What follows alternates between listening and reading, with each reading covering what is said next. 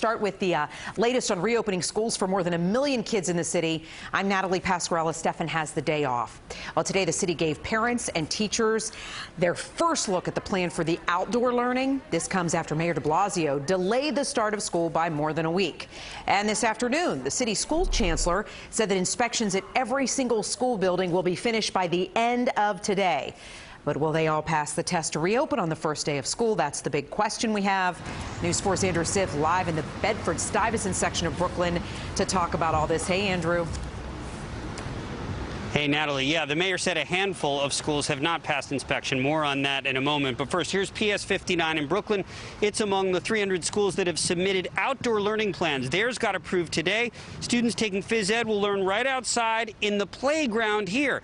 That's the good news. But the questions continue about learning inside the classroom. As you indicated, all 1,500 school buildings will be inspected by the end of today. One day after a surprise deal to delay school by 11 days, Mayor Bill de Blasio and his school's chancellor toured PS 59 in Brooklyn. You're not going to find better examples of what a school should look like and should offer than what you saw on this tour. They've almost finished inspecting all 1,500 school buildings. All but a few declared ready for in-class learning. If we have a handful, and I mean a handful, can we make the adjustments we need to get where we need to go under these conditions? Despite the inspections, many of the critics who pushed for a delay in school amid the pandemic have raised safety concerns about indoor learning. I'm feeling a little bit nervous, too. So in Red Hook today, they had a first demonstration of what outdoor learning could look like. I think that it is completely natural to be able to learn from your outdoor environment. Advocates saying now there's a chance to get the permits to open streets at the hundreds of schools who've asked for that method of getting kids outside. Now we got 2 more weeks, so there's plenty of time to get this stood up in the ways that we need it. But the decision to push back school also had some frustrating consequences. Parents now have to figure out who's taking care of their kids all the way until September 21st. I wish the decision would have been made a little bit sooner. Someone this young, we need babysitting. And some teachers vented today the linchpin of the deal. To randomly give COVID tests to some students and teachers arrived without warning. It's not enough. They've only kicked the can down the road. We demand equity. The teachers union countered in a statement that it passed overwhelmingly, 82% of the delegates voting in favor of this new September 21st opening plan.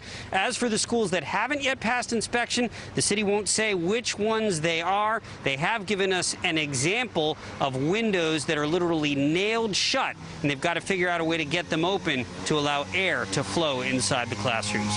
We're live in Brooklyn. Andrew Siff, News 4 New York.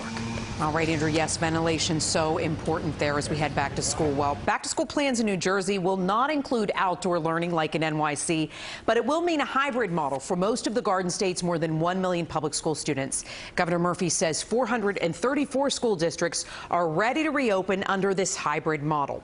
68 districts will only use the in-person instruction, though. 242 will go all remote. The governor reiterated today that in-person learning is the goal here, but safety is the priority.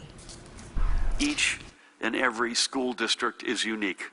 Each has its own unique makeup and faces its own unique challenges. There are no, and I think can be no, one-size-fits-all measures. Now, just days before schools are set to reopen, Paramus scrapped its plans for in-person classes. So ahead at 5, we're going to give you a closer look at what led to their last-minute changes there. Now to Long Island, where some students went back to school today for the first time since March. Take a look. Plain Edge School District, one of a few on Long Island starting classes this week. Our cameras were in Bethpage today as the students, you see, all wearing their masks, headed back to class today. Now, it is a different story about a dozen miles away. Kids in the Hempstead Union Free School District will have to wait an extra 6 days to start their school year. The superintendent says teachers just need some more time to get ready. I want to get out to News 4's Greg Sergel live there in Hempstead with some reaction from the parents, Greg. Well, Natalie, I'm stating the obvious here when I say that this issue of returning to class is as difficult as any educators and parents have ever faced. And as you said, today here in Nassau County, we saw one school district move forward and another take a step back. It cannot be business as usual. Hempstead teachers who protested outside the high school Monday today got what they were demanding.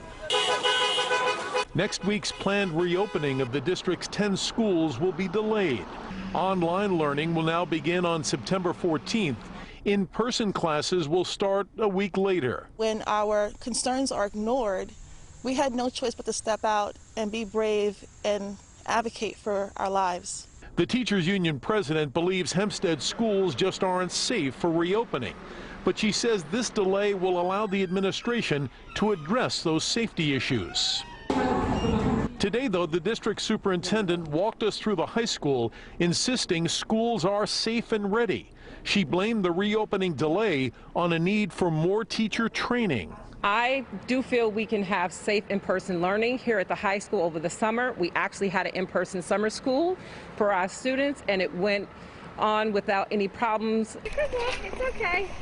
Classes did resume today at 5 schools in the Plain Edge district. This is the first Nassau County school district to reopen.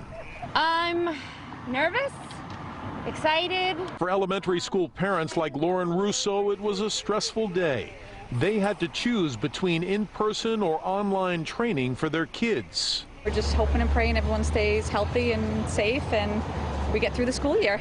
Middle and high school students here will alternate between coming to class and studying at home.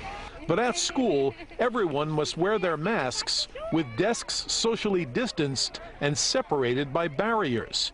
An unusual but necessary education experiment. Get to see all my friends and see what school's like with masks, and it's just going to be different.